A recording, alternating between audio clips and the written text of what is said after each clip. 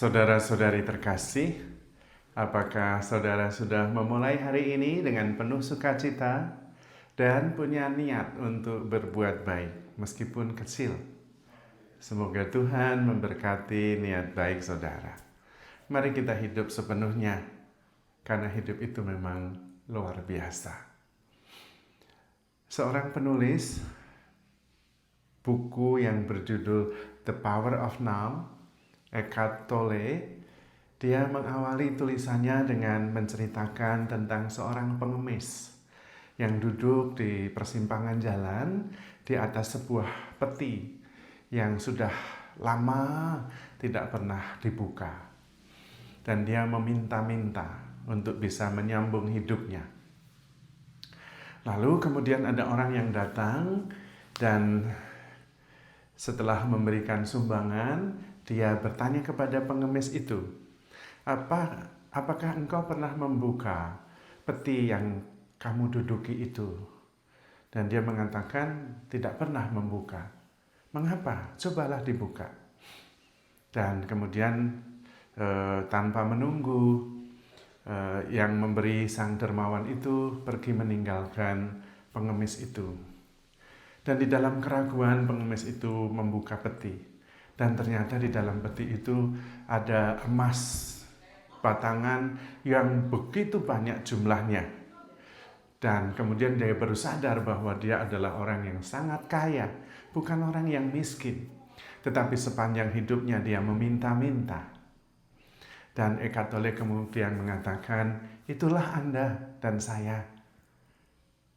Kita seperti pengemis, meminta perhatian, meminta cinta, meminta rasa hormat, meminta pengakuan, konfirmasi, dan sebagainya. Padahal kita mempunyai segala-galanya, cuma letaknya di dalam diri. Dan kita jarang masuk ke dalam dan membuka harta benda yang ada pada kita. Kalau Anda merasa membutuhkan perhatian dan cinta, masuk ke dalam dan kemudian hening, dan kita mengerti di situ bahwa kita begitu diperhatikan, kita begitu dicintai oleh Allah. Kalau kita membutuhkan pengakuan, konfirmasi, dan kemudian kita pergi keluar, maka yang kita temukan adalah kekecewaan. Karena konfirmasi dan juga pengakuan dari luar seringkali tidak seperti yang kita harapkan. Tapi kalau kita masuk ke dalam diri, kita akan menemukan bahwa kita sudah penuh, utuh, tidak membutuhkan konfirmasi, pengakuan dari siapa-siapa. Karena kita adalah kasih itu sendiri. Yang diciptakan sejak awal adalah kasih, dan kemudian bertumbuh sebagai kasih. Mengapa kita tidak masuk ke dalam? Yang membuat kita tidak masuk ke dalam adalah pikiran kita yang mengarahkan kita selalu keluar dari diri kita. Mencari cinta, pengakuan, kegembiraan di luar diri. Padahal kita adalah cinta kasih itu sendiri. Kita diciptakan oleh Allah sebagai kasih. Segambar dan serupa dengan Allah yang adalah kasih. Dan kita adalah sukacita itu sendiri. Karena kasih itu pada dasarnya adalah sukacita. Dan karena kasih, kita itu sebetulnya sudah penuh, utuh. Karena kita berada di dalam Allah ketika kita mengasihi. Tidak membutuhkan konfirmasi, pengakuan dari siapa-siapa. Maka sebetulnya kalau kita tidak berani masuk ke dalam diri dan menemukan kekayaan yang sejak semula sudah dianugerahkan oleh Tuhan, maka kita seperti pengemis yang hidupnya sepanjang hidup meminta-minta, padahal kita duduk di atas harta karun yang tidak pernah dibuka. Maka masuklah ke dalam diri dan gali kekayaan yang sudah ada di sana. You are love, temukan itu. Ketika Anda menemukan bahwa Anda adalah kasih, maka Anda menemukan Tuhan, karena kasih adalah Tuhan. Karena itu Tuhan Yesus meminta hanya satu saja. Inilah perintahku, hendaklah kamu semua saling mengasihi, seperti aku mengasihi kamu. Ketika kita mengasihi, dalam surat pertama Rasul Yohanes, beliau mengatakan barang siapa mengasihi, dia mengenal Allah, dia berasal dari Allah, dan dia tinggal di dalam Allah. Maka sebetulnya yang paling penting kita mengasihi saja. I am here for you. Mengasihi, mengasihi, dan mengasihi. Tidak perlu berpikir. Hidup itu tidak untuk dipikirkan, tapi untuk dijalani, disyukuri, dan kemudian dikasihi. Apakah kemudian kalau kita tidak berpikir, kita tidak bisa survive? Bisa. Karena di dalam diri kita itu ada kasih. Dan di dalam kasih itu ada daya hidup dengan kebijaksanaannya. Malah daya hidup dan kebijaksanaannya itulah yang mengarahkan kita untuk memilih, untuk melangkah lebih bijaksana daripada pikiran kita yang seringkali memberi informasi yang tidak tepat. Karena pikiran kita dibentuk berdasarkan pengalaman di masa lalu. Dan biasanya demi kepentingan survival saja.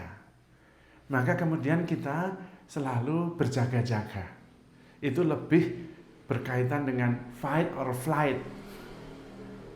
Melawan atau lari.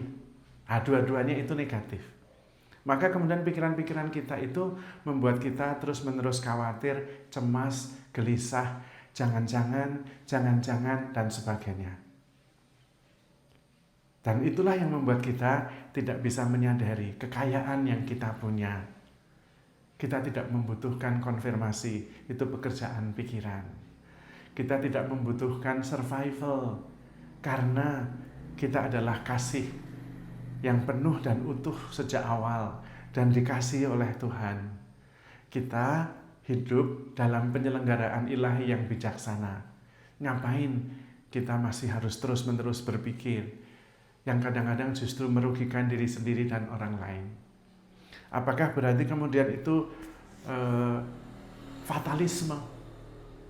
Menurut saya bukan fatalisme, tetapi percaya kepada Allah dan kemudian melepaskan usaha dan dorongan untuk mengendalikan segala-galanya. Seolah-olah kita bisa mengendalikan kehidupan ini. Justru dengan cara percaya kepada Allah, menerima segala sesuatu, sabar menanggung segala sesuatu, malah kita menemukan jalan yang benar yang membawa kita kepada kesejahteraan dan kedamaian, karena di dalam daya hidup kita itu yang dari awal sudah ditanamkan oleh Allah ada kebijaksanaan. Kebijaksanaan yang sama yang membuat pohon mangga itu tumbuh terus dan menghasilkan buah pada waktunya, pada musimnya. Daya hidup dan kebijaksanaan itulah yang mengatur matahari terus bersinar dan bumi berputar pada porosnya. Bumi menghasilkan buah-buahan, kehidupan yang juga memberi kehidupan bagi kita semua. Itulah kebijaksanaan yang sejak awal sudah ada di dalam diri kita. Karena itu, pohon tidak lagi pusing berpikir apakah buahnya nanti dimakan orang baik atau orang jahat. Pohon juga tidak lagi pusing berpikir tentang strategi bagaimana supaya nanti buah-buahnya itu ada sebagian yang ditanam lagi dengan bibitnya. Bukan urusannya. Karena ada kebijaksanaan yang menggerakkan pohon itu untuk fokus pada pertumbuhan dan menghasilkan buah. Sama, Tuhan juga meminta kepada kita. Aku mengutus kamu supaya pergi dan menghasilkan buah. Dan buahmu itu tinggal tetap. Kita diutus, diperintahkan cuma satu, mencintai. Dan kalau kita mencintai, kita pasti menghasilkan buah. Itu saja. Tidak usah terlalu pusing dengan banyak hal yang membuat kita malah muyek sendiri. Lebih baik terbuka. Percaya segala sesuatu, mengharapkan segala sesuatu, sabar menanggung segala sesuatu. I am here for you. Hidup jauh lebih ringan.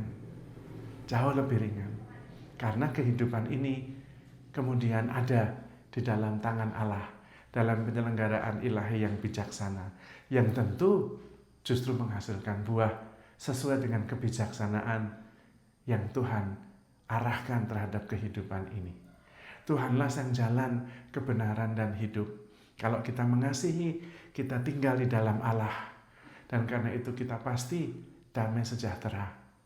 Dan kemudian mengikuti kebijaksanaan sang kehidupan. Yang menjalani kehidupan ini bukan berdasarkan pikirannya yang terbatas, tetapi berdasarkan kebijaksanaan ilahi yang memang sudah ada sejak awal, mengarahkan kita dengan daya hidup dan kebijaksanaannya menuju kepada kedamaian dan kesejahteraan. Maka saudara-saudari terkasih, handle yourself with care because you are loved. Tuhan memberkati.